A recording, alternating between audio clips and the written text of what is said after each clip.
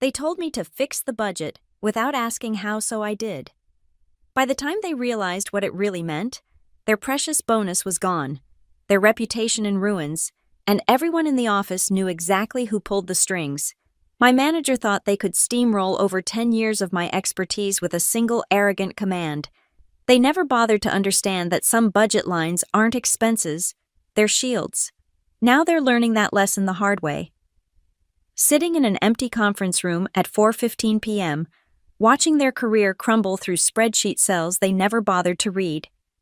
My name is Emily Carter, and I've been the finance team lead at TechVault Corporation in Redford, Illinois for 10 years. 10 years of building financial frameworks, implementing cost-saving strategies, and protecting this company from regulatory disasters. But none of that mattered when I walked into Marcus Lane's office that Tuesday morning at 9:30 a.m. The smell hit me first, that nauseating blend of expensive cologne and arrogance that seemed to permeate every corner of his executive suite. Marcus had been our department manager for exactly 3 months, parachuted in from some startup he'd allegedly turned around. The walls of his office were already covered with those motivational posters about disruption and thinking outside the box, each one more insufferable than the last.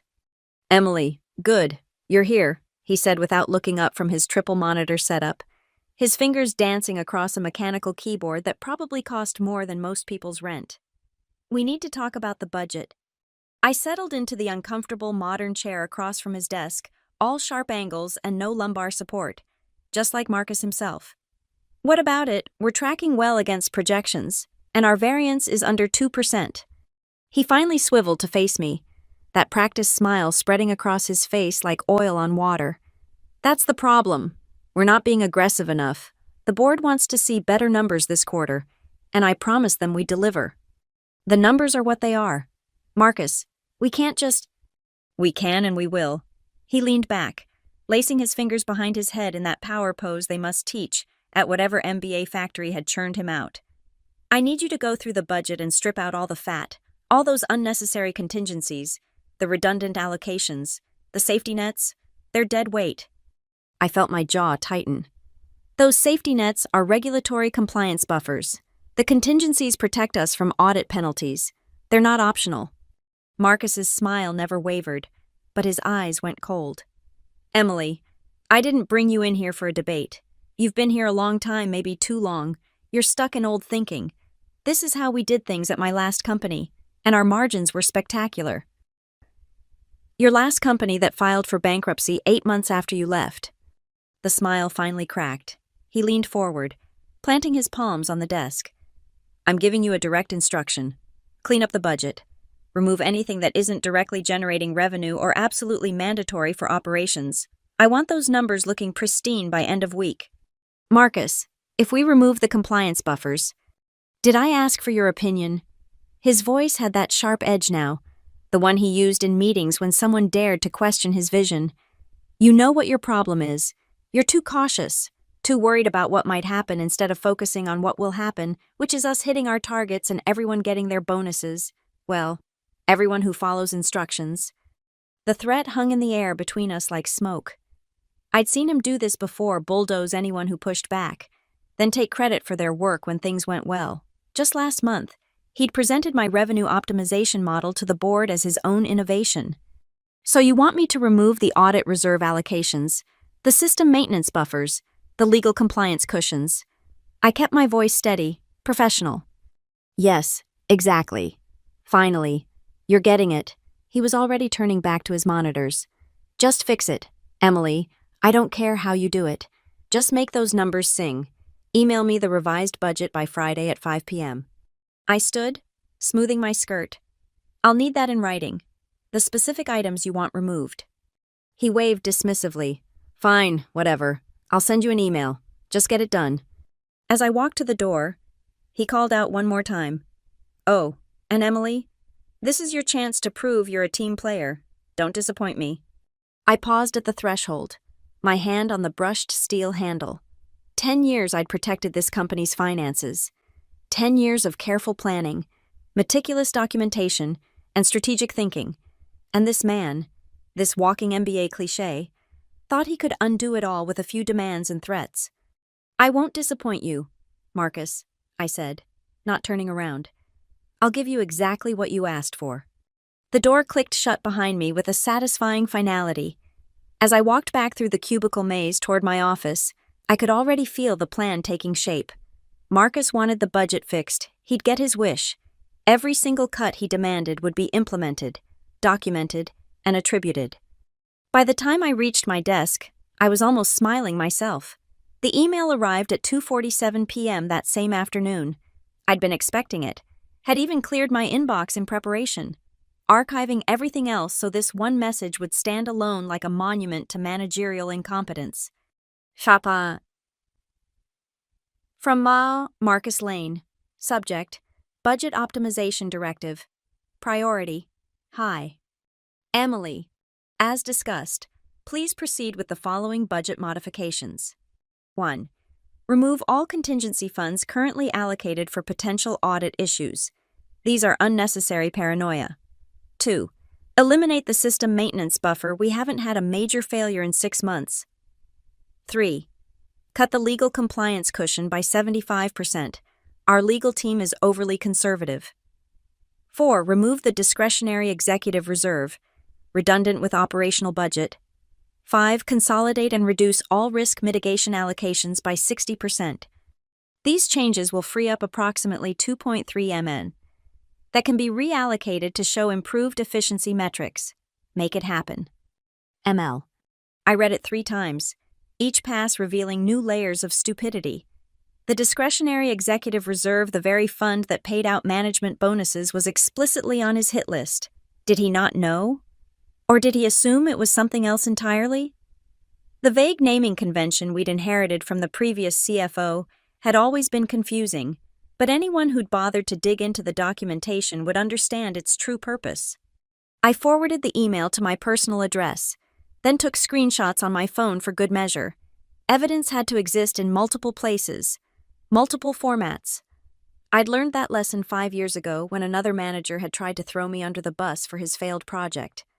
Opening our financial management system, I pulled up the master budget spreadsheet, a Byzantine creation of interconnected cells, formulae, and hidden sheets that had evolved over my decade here. Most people, including Marcus, only ever saw the summary dashboard. They had no idea about the intricate machinery humming beneath the surface. Each line item he wanted cut had ramifications he couldn't imagine. The Audit Reserve Fund. It was our insurance against IRS penalties, which we'd narrowly avoided twice in the past 3 years. The system maintenance buffer had saved us from a catastrophic data loss just 7 months ago before Marcus's time. So of course he didn't know. The legal compliance cushion was the only thing standing between us and potential SEC violations. But the discretionary executive reserve that was the masterpiece of his ignorance, buried in subsection 47B of our corporate bylaws, was the requirement that executive bonuses could only be paid from pre-allocated discretionary funds that had been maintained for the full fiscal year. No fund, no bonus. It was that simple. I began making the changes, documenting each one meticulously, for every cut. I added a note. Removed per direct instruction from Marcus Lane. Email dated. Today's date. Timestamp 2:47 p.m.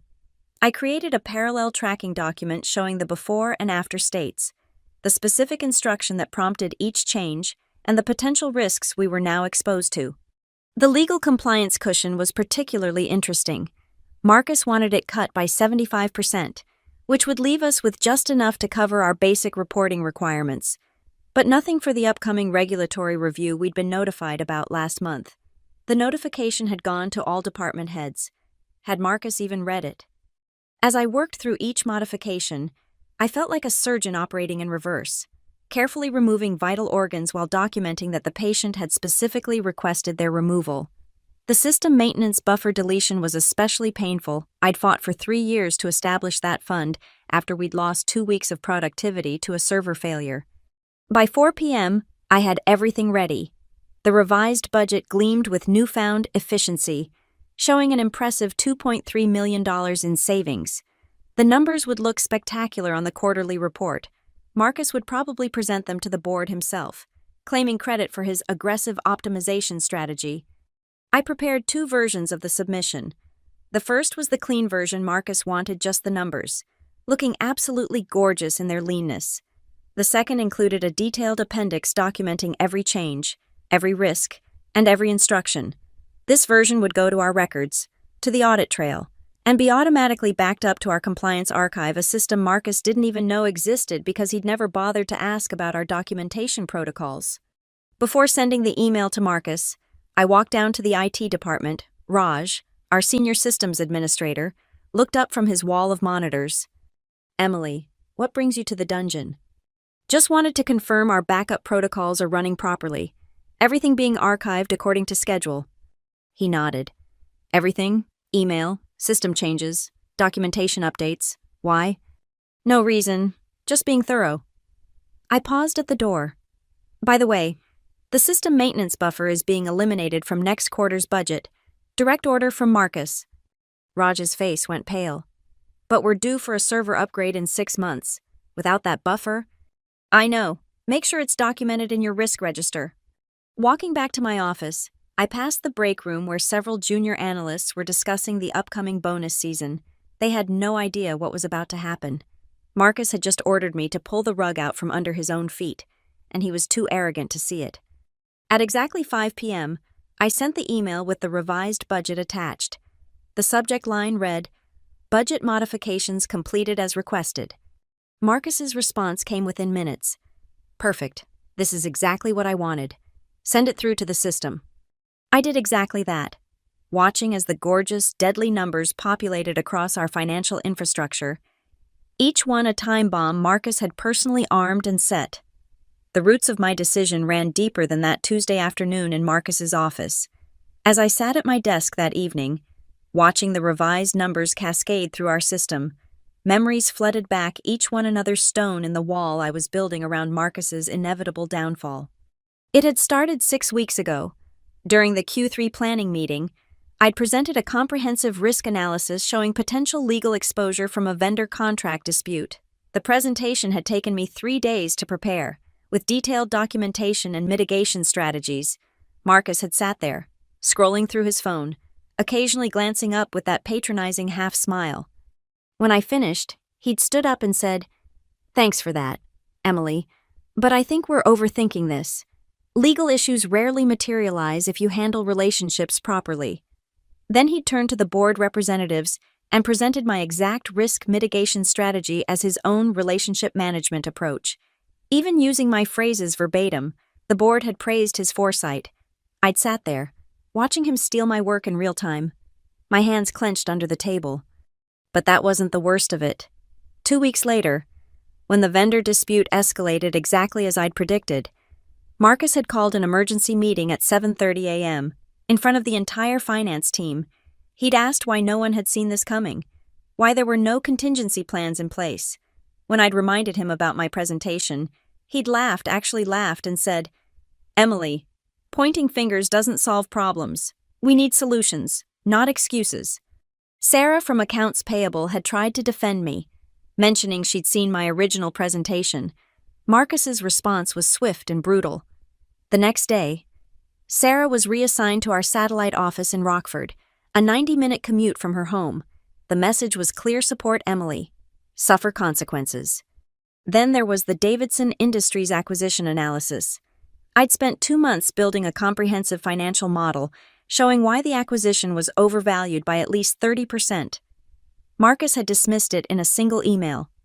"Your models are too conservative. Adjust the growth projections up by 15%, and remove the integration cost concerns."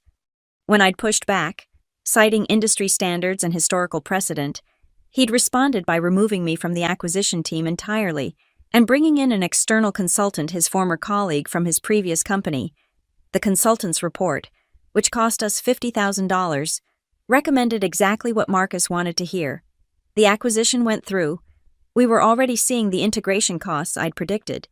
But Marcus had positioned himself to claim any eventual success while distancing himself from potential failure. The pattern was always the same.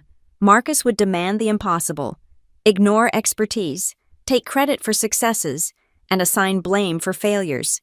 He'd mentioned my resistance to change in my last performance review. suggesting I might benefit from leadership coaching to become more aligned with the company's dynamic vision. Dynamic vision. The phrase made me want to laugh. His vision extended exactly as far as the next quarterly report and his bonus check.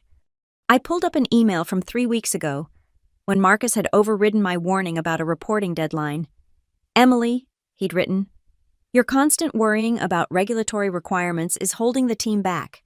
We need to be agile, not anchored to outdated compliance mindsets." That deadline we'd missed, it had triggered an automatic notification to the SEC. We'd managed to smooth it over, but it had required a formal explanation and put us on their watch list. Marcus had been conveniently traveling that week, leaving me to handle the fallout with our legal team. The most telling incident had happened just last Monday. Our junior analyst, James, had discovered an error in Marcus's forecast model, a simple formula mistake that inflated revenue projections by 12%. James had brought it to me first. Knowing the protocol, I'd immediately prepared a correction report and scheduled a meeting with Marcus.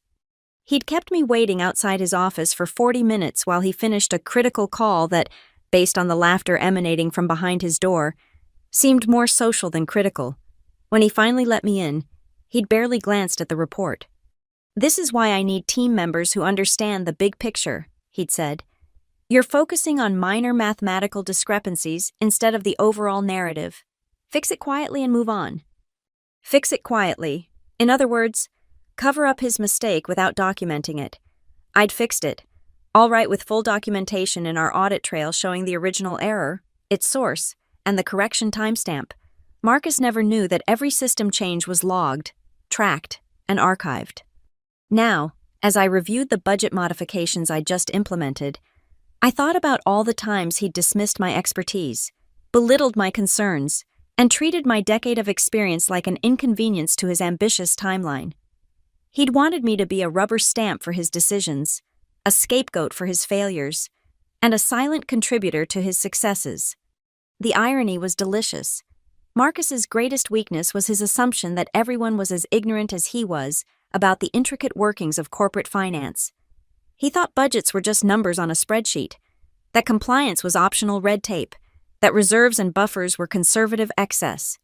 He had no idea that the discretionary executive reserve he'd ordered me to eliminate was the source of his promised bonus.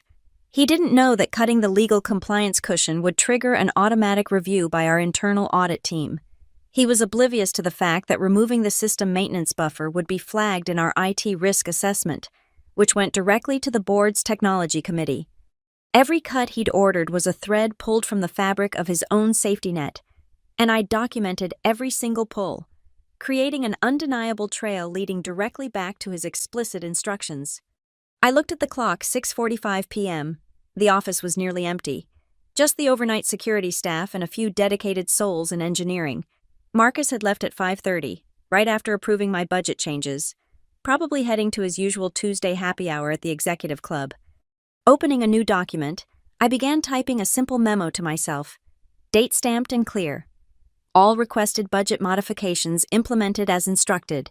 Compliance with direct managerial orders confirmed. Await quarterly review outcomes. Then I locked my computer, gathered my things, and headed home. The chess pieces were all in position. Now came the waiting game. The waiting required patience, but I'd learned long ago that revenge, like good wine, shouldn't be rushed. Over the next 3 weeks, I continued my work with meticulous precision, maintaining the perfect facade of the compliant team lead Marcus believed me to be. Every morning, I arrived at 8:30 a.m. sharp, coffee in hand. Reviewing the previous day's financial reports, I attended every meeting, contributed when asked, and never once hinted at what was brewing beneath the surface. When Marcus strutted through the office, boasting about the lean efficiency he'd brought to the department, I nodded along with everyone else. The beauty of my plan was that it required no further action from me. I wasn't sabotaging anything or manipulating data. I was simply following orders, implementing exactly what Marcus had demanded. Every modification was transparent, documented, and traceable. The system was working precisely as designed. Marcus just didn't understand the design. During the second week, I watched him present the optimized budget to the senior leadership team. He stood at the front of the conference room, laser pointer dancing across the projection screen, highlighting the 2.3 million in waste he'd eliminated. "This is what happens when you bring in fresh perspectives," he said, his voice dripping with self-satisfaction. "Sometimes organizations get too comfortable with unnecessary buffers and redundant safety nets. We're running leaner and meaner now." The CFO, Patricia Stern, had raised an eyebrow at that. "And you're confident these cuts won't impact our compliance standing?" "Absolutely," Marcus had replied without hesitation. "My team has analyzed every angle. We've trimmed fat, not muscle." My team? I'd almost smiled at that. I was the only one who'd touched the budget, following his explicit instructions. But suddenly it was his team's analysis. By the third week, subtle signs began appearing. An email from the compliance department asking about the reduced legal reserves. A worried message from IT about the missing maintenance buffer, just as a critical system update was announced. The audit committee scheduling an earlier-than-expected review. Marcus brushed off each concern with his characteristic arrogance. "They always panic when we make changes," he told me when I forwarded him the audit committee's notice. "They'll see the wisdom of it when our quarterly numbers come in." I maintained my calm exterior, but inside, I was counting down. The quarterly review was scheduled for Thursday at 2 p.m. Every department head would be there, along with 3 board members who'd flown in specifically for the meeting. It would be Marcus's moment to shine or shatter. Wednesday night, I stayed late, organizing my files one last time.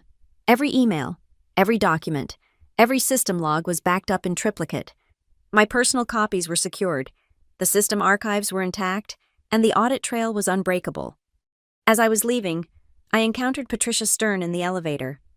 "Emily," she said, studying me with those sharp eyes that missed nothing. "The budget modifications last month, whose initiative was that?" I met her gaze steadily. "All changes were implemented according to documented instructions. The audit trail has complete records." She nodded slowly. "I see. And these documented instructions, they're comprehensive." "Extremely comprehensive. Every modification is attributed and time-stamped." A ghost of a smile crossed her face. "Good. I always appreciate thorough documentation."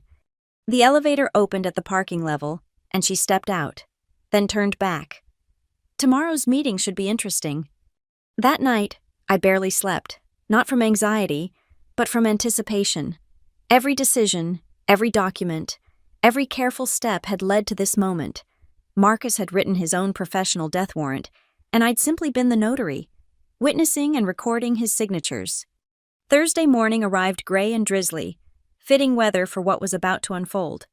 I dressed carefully my best navy suit, the one that said, "Serious Professional," without screaming for attention. I wanted to be forgettable in that room, just another face in the crowd when the spotlight found Marcus.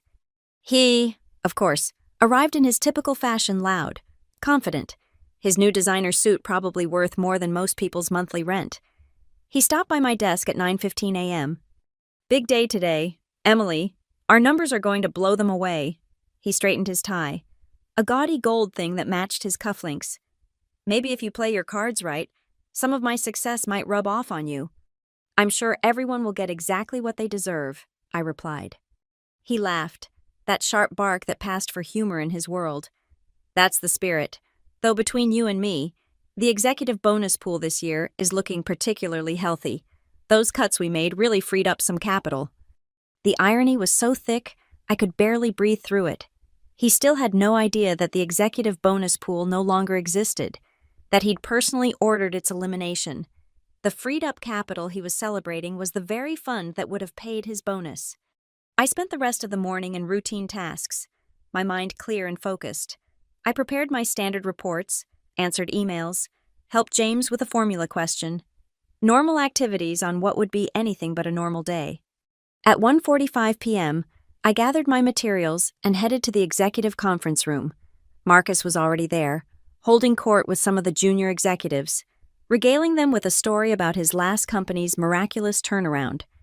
I took my usual seat along the wall, with the other team leads and support staff, the knights and pawns, as Marcus would say, there to watch the kings and queens play. He had no idea that this particular pawn had already reached the other side of the board, transformed and waiting. Patricia Stern entered at exactly 2 p.m., followed by the board members and other department heads. The atmosphere shifted, became formal, expectant. Marcus straightened in his chair, his presentation remote-ready. His moment arrived. "Shall we begin?" Patricia said, and I felt my pulse quicken. The dominoes were about to fall. I wasn't sabotaging anything, that's what I kept reminding myself as I watched Marcus prepare his presentation. I was simply the instrument of his own instructions, the faithful executor of his explicit demands. Every action I'd taken was documented, transparent, and completely above board. The process of sai bei, as my grandmother would have called it in her Vietnamese wisdom, was really just meticulous compliance. I'd created a perfect mirror of Marcus's orders, reflecting his decisions back with crystalline clarity. During those 3 weeks between implementing the cuts and the quarterly review, I'd maintained my routine with almost zen-like calm. Each morning, I'd review the budget dashboards, watching the numbers that looked so healthy on the surface while knowing the rot beneath. It was like watching a beautifully painted house with no foundation impressive until the first strong wind. I'd filed every system notification, every automated warning, every flag raised by our financial software. The compliance system had generated 17 alerts about the missing reserves. The audit preparation module had red-flagged 6 critical gaps. The risk management dashboard looked like a Christmas tree, lit up with warnings that Marcus never bothered to check because he didn't even know these systems existed.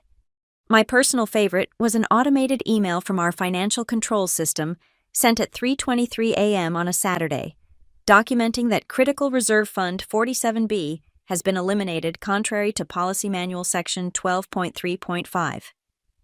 The email had gone to all finance team leads and the compliance officer. Marcus wasn't on that distribution list because he'd never bothered to add himself, considering such details beneath his notice. I'd forwarded that email to my personal account, along with my response acknowledging the system warning and noting that the change was made per direct managerial instruction, documentation on file. The setup was intricate but not malicious. I'd simply created perfect transparency in a system Marcus assumed was opaque. Every breadcrumb led back to his decisions, his emails, his explicit orders. I'd built a trail so clear that a first-year auditor could follow it. 2 days before the review, I'd done one final thing. I'd created a comprehensive summary document titled Q3 Budget Modifications, Complete Audit Trail. It contained every email, every instruction, every system warning, and every consequence of the cuts Marcus had ordered. I'd filed it in our shared compliance drive, where it would be automatically included in the quarterly review package. Marcus never reviewed the compliance drive. He'd told me once that details are for people who can't see the big picture. The IT department had been particularly vocal about the missing maintenance buffer. Raj had sent 3 increasingly urgent emails about upcoming critical updates, each one copying a wider circle of management. The latest one, sent just yesterday, had included the ominous phrase, catastrophic system failure risk, and copied Patricia Stern directly. I'd responded to each one, professionally and promptly, acknowledged budget allocation removed per departmental directive, see documentation reference ML 2024 Q347. The legal department had also raised concerns. Our senior counsel, David Park, had scheduled a meeting with me after discovering the compliance cushion had been gutted. I'd shown him Marcus's email, watched his face pale, and heard him mutter something about fiduciary negligence before walking away shaking his head. "You documented this," he'd asked before leaving my office. Every word, timestamp, and authorization. I'd assured him. He'd given me a long look, then nodded. Good, very good. Even our external auditors had noticed. They'd sent a preliminary concern letter 2 days ago, noting significant variations from established risk mitigation protocols. Marcus had waved it off, telling me to respond that everything was under control. I'd responded exactly as instructed, while copying the response to our compliance archive with a note about the source of the instruction. The beauty of the plan was its simplicity. I hadn't hidden anything, hadn't manipulated any data, hadn't even suggested any actions. I'd simply done exactly what Marcus had ordered, documented it thoroughly, and let the systems work as designed. The financial management software we used had been implemented long before Marcus arrived. It had built-in safeguards, automatic notifications, and compliance checkpoints that couldn't be overridden without leaving a trail. Every modification triggered a cascade of documentation that painted a clear picture for anyone who bothered to look. Marcus never bothered to look. I'd also made sure to update our risk register, adding each eliminated buffer as a realized risk, with the note, mitigation removed per management decision. The risk register fed directly into the board's governance committee reports. It was another system Marcus didn't know existed because he'd skipped the orientation sessions when he joined, claiming he could learn on the fly. There was something poetic about using the very systems designed to protect the company to document Marcus's dismantling of those protections. Every safety net he'd cut had created an electronic scream in our databases, a digital trail of warnings he'd never hear because he'd never learned to listen. My phone buzzed with a text from Sarah, who was still suffering in Rockford. "Heard the quarterly review is today. Good luck." I typed back thanks, just following orders, as always. She sent back a simple emoji, a chess queen. She knew, maybe not the details, but she understood that something was in motion. Looking around the conference room as people filed in, I saw the usual mix of anxiety and anticipation that preceded these reviews. The junior staff were nervous. The senior staff were confident, and Marcus was practically glowing with premature triumph. He had his laptop open, probably reviewing his slides one last time. I could see the title of his presentation reflected in his glasses. Operational Excellence Through Strategic Optimization. Strategic optimization. He'd optimized himself right into a trap of his own making, and he still didn't see it. The numbers he was about to present were accurate, even impressive on the surface. But numbers without context were just abstract concepts, and context was about to arrive with devastating clarity. I pulled out my notebook, the same one I'd used in every meeting for 10 years, and wrote the date at the top of a fresh page. Then I settled back to watch the most carefully orchestrated disaster of Marcus's career unfold, knowing that every piece of shrapnel would have his signature on it. The quarterly review began as they always did: departmental summaries, revenue reports, operational updates. Marcus sat through the first 40 minutes with barely concealed impatience, his fingers drumming against the conference table, waiting for his moment in the spotlight. When Patricia Stern finally called for the financial review, he practically launched himself from his chair, striding to the front of the room with the confidence of a man about to receive a coronation. "Good afternoon, everyone," he began, clicking to his first slide. "I'm thrilled to report that through strategic optimization and decisive leadership, we've identified and eliminated $2.3 million in unnecessary expenditures." The board members leaned forward, interested. Charles Blackwood, the lead board member, nodded approvingly. Marcus's chest puffed out slightly.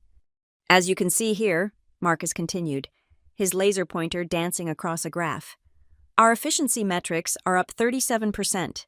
We've streamlined operations and removed redundant buffers that were holding back our growth potential." He clicked through slide after slide of impressive-looking charts, each one painting a picture of a department transformed under his leadership. The junior executives were taking notes. Even Patricia seemed engaged. Then she spoke. "Marcus, these are impressive numbers. Can you walk us through the specific cuts you made to achieve these savings?" "Of course," Marcus replied smoothly. "We eliminated several redundant reserve funds that were simply sitting idle. Money that wasn't working for us is now freed up for strategic initiatives." "I see," Patricia said, pulling out a tablet. "I'm looking at the audit committee's preliminary report. They've flagged several concerns. Are you aware that the discretionary executive reserve was among the eliminated funds?" Marcus's smile flickered for just a moment. The discretionary reserve. That was just a redundant buffer. We have operational funds that serve the same purpose. Charles Blackwood sat forward sharply. "The discretionary executive reserve. That's the bonus pool allocation." The room temperature seemed to drop 10 degrees. Marcus's laser pointer trembled slightly. There must be some confusion," Marcus stammered. "We eliminated unnecessary reserves, not the bonus structure." Patricia tapped her tablet screen. "According to the documentation, you specifically instructed the removal of," and I quote, "the discretionary executive reserve, redundant with operational budget. Email dated 3 weeks ago, 2:47 p.m. Marcus's face had gone from confident tan to ashen gray. That's not... I didn't realize... Furthermore, Patricia continued, her voice surgical in its precision, the Audit Committee notes that the elimination of this reserve triggers Clause 47B of our corporate bylaws. Without a full-year maintained discretionary reserve, no executive bonuses can be distributed. This affects not just you, Marcus, but the entire senior management team. The silence that followed was deafening. I could see the other executives doing mental calculations, realizing their expected bonuses had just evaporated. Their eyes turned to Marcus with a mixture of disbelief and growing anger. Charles Blackwood's voice cut through the silence like a blade. Are you telling me that you eliminated the executive bonus pool without understanding what it was? The naming was unclear, Marcus protested weakly. It wasn't properly labeled. The documentation is quite clear, Patricia interrupted, pulling up another screen. Every fund has a detailed description in our financial management system. The discretionary executive reserve is explicitly defined on page 127 of the operations manual. David Park from legal raised his hand. Patricia, I need to add something. The elimination of our legal compliance cushion has triggered an SEC review flag. We received notice yesterday. They're scheduling a comprehensive audit for next month. More murmurs around the table. An SEC audit was serious, expensive, time-consuming, and potentially devastating if problems were found. But that's not the worst of it, Raj from IT interjected, uncharacteristically speaking up in an executive meeting. Without the system maintenance buffer, we can't perform the critical security update scheduled for next week. We're looking at potential system vulnerability that could expose us to data breaches. Marcus was literally swaying on his feet now. These are all misunderstandings. Emily Carter implemented these changes. She should have warned me. Patricia's eyes were ice. Emily Carter's documentation shows she implemented exactly what you instructed. Every change has your explicit authorization. In fact, she filed 17 risk warnings about these cuts, all of which were acknowledged but not reversed. She turned her tablet toward the board members. Here's the audit trail. Every modification tagged with per Marcus Lane's direct instruction, supported by emails, timestamps, and system logs. Charles Blackwood stood up slowly, his face thunderous. Marcus, do you understand what you've done? You've eliminated our bonus structure, triggered an SEC audit, exposed us to system vulnerabilities, and created a compliance nightmare, all while claiming strategic optimization. I can fix this, Marcus said desperately. We can reinstate the funds. It doesn't work that way, Patricia said coldly. The bylaws are clear. The reserve must be maintained for a full fiscal year. Even if we reinstate it today, no bonuses can be paid until next year. The room erupted. Executives who'd been counting on those bonuses for mortgages, tuition payments, planned purchases were all talking at once. Marcus stood at the front, his presentation forgotten, his carefully crafted image crumbling in real time. Furthermore, Patricia continued, raising her voice to cut through the chaos, the board will need to review whether someone who makes such catastrophic decisions without understanding basic financial structures is suitable for a management position. Marcus's eyes darted around the room, looking for allies, finding none. His gaze landed on me, sitting quietly in my usual spot, taking notes as I always did. You, he said, pointing at me, his voice cracking. You knew what these funds were. I looked up from my notebook, meeting his gaze calmly. I implemented your instructions exactly as requested. Marcus, you said you didn't want opinions or debates, just compliance. I complied. Patricia turned to me. Emily, do you have anything to add? Only that all documentation is complete and available for review. Every decision, instruction, and implementation is fully recorded in our compliance system. She nodded approvingly, then turned back to Marcus. I think we need to adjourn this meeting. Marcus, please remain behind. The board needs to discuss your future with this company.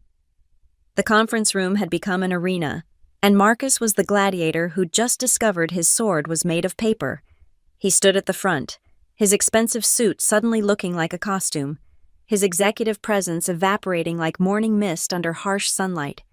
This is a setup, Marcus said, his voice rising with desperation. Emily deliberately didn't warn me about the implications. Charles Blackwood's hand slammed onto the table, the sound echoing like a gunshot. Stop. Just stop. Are you seriously trying to blame your subordinate for following your direct orders you put in writing? Patricia pulled up another document on her tablet. Let me read from your email to Emily. I didn't bring you in here for a debate. Just fix it. I don't care how you do it. And here, another quote. Did I ask for your opinion? Does this sound like someone who is open to warnings? The other executives were no longer just angry, they were looking at Marcus like he was radioactive. Jennifer Walsh from marketing, who'd been planning to use her bonus for her daughter's wedding, was visibly shaking with rage. Robert Torres from operations, usually the calmest person in any room, had his fists clenched on the table. You cost us our bonuses, Robert said, his voice low and dangerous. All of us, because you were too arrogant to understand what you were cutting. Marcus tried one more desperate gambit. The naming conventions were misleading. The discretionary executive reserve doesn't clearly indicate. It's on page 127 of the manual, David Park interrupted. It's in the financial system documentation. It's been discussed in 12 board meetings over the past 3 years. It's not hidden. Marcus, you just never bothered to learn. Patricia stood up, her authority filling the room. Let me paint the complete picture here. Due to your cuts, we're facing an SEC audit that will cost approximately $200,000 in legal and compliance fees. Potential system vulnerabilities that could result in data breaches and millions in liability. The complete elimination of executive bonuses affecting 17 senior staff members, and a possible shareholder lawsuit for fiduciary negligence. She paused, letting each point land like a hammer blow. Additionally, your optimization has put us out of compliance with 3 federal regulations and 7 state requirements. The legal team estimates we're looking at potential fines ranging from $500,000 to $2 million. Marcus's legs seemed to give out. He sank into the nearest chair, his face the color of old paper. Charles Blackwood stood up. Everyone except Marcus and the board members. Please leave the room. We need to discuss immediate remediation and personnel changes. As people filed out, I heard Jennifer whisper viciously to Robert. He destroyed our bonuses to make himself look good. He literally stole from us through stupidity. I gathered my things methodically, maintaining the same calm demeanor I'd shown throughout the meeting. As I passed Marcus's chair, he grabbed my wrist. You did this, he hissed, his eyes wild. You knew exactly what would happen. I looked down at his hand on my wrist, then at his face, letting him see nothing but professional calm.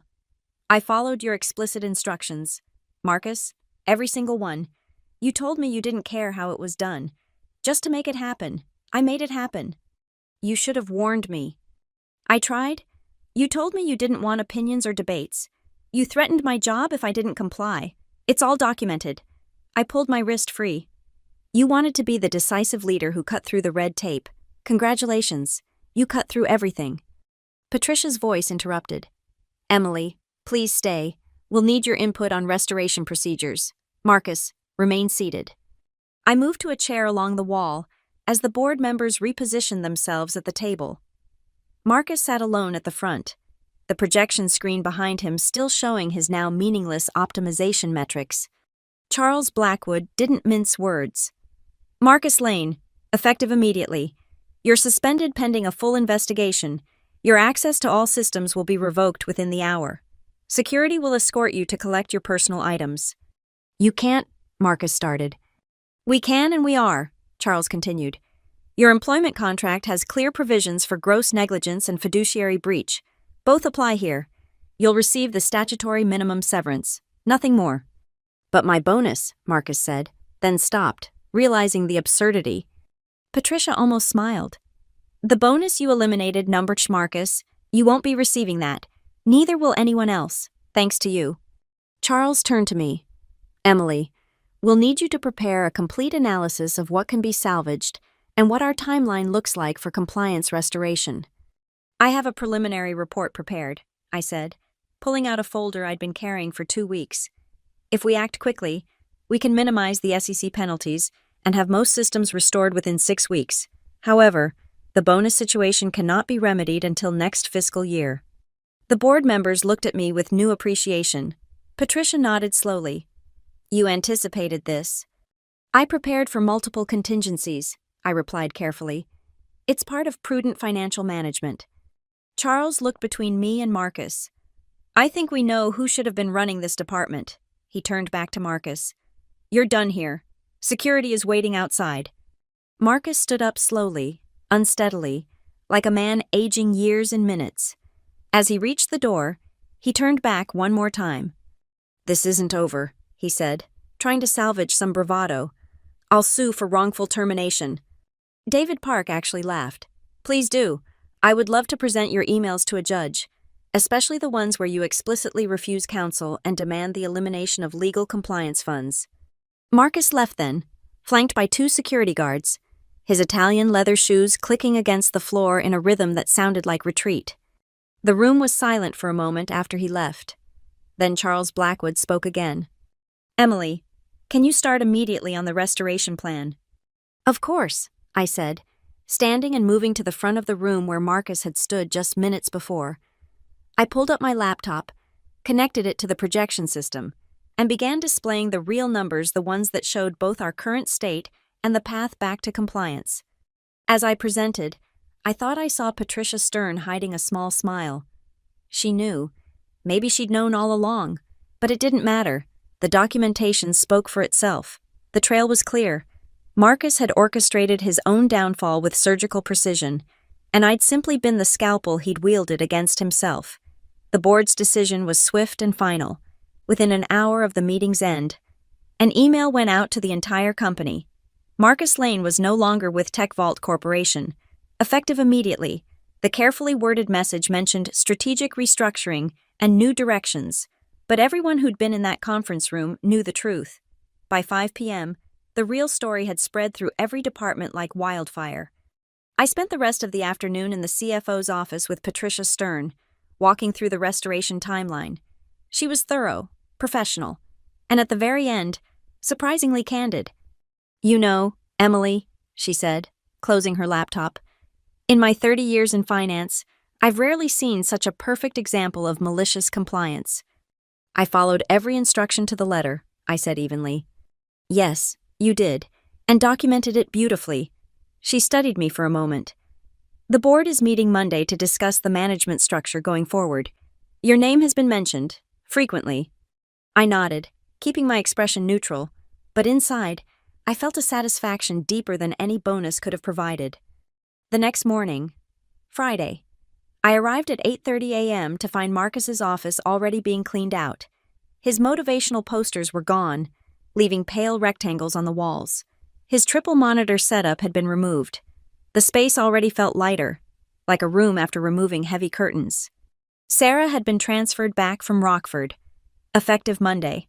Jennifer Walsh stopped by my desk to personally thank me, though I maintained that I'd simply followed instructions. Even Robert Torres, still angry about his lost bonus, admitted that watching Marcus implode had been almost worth it. But the most telling moment came at 3:15 p.m., when I passed the now empty executive conference room. Marcus was there, flanked by security, collecting a box of his personal items that had been gathered from his office. He was wearing jeans and a polo shirt, no power suit, no gold tie, no designer accessories. He looked smaller, deflated, ordinary. Our eyes met through the glass door. For a moment, I thought he might say something, might try one more accusation or threat, but then his shoulders slumped, and he looked away. He knew, finally and completely, that he'd been the architect of his own destruction. Every cut, every dismissal of expertise, every arrogant instruction had been a brick in the wall that ultimately collapsed on him. Security escorted him to the elevator. I never saw him again. That afternoon, Patricia called an all-hands meeting in the main conference room. She announced that while the bonus situation couldn't be reversed for this year, the board had approved a special retention payment plan to help offset the impact.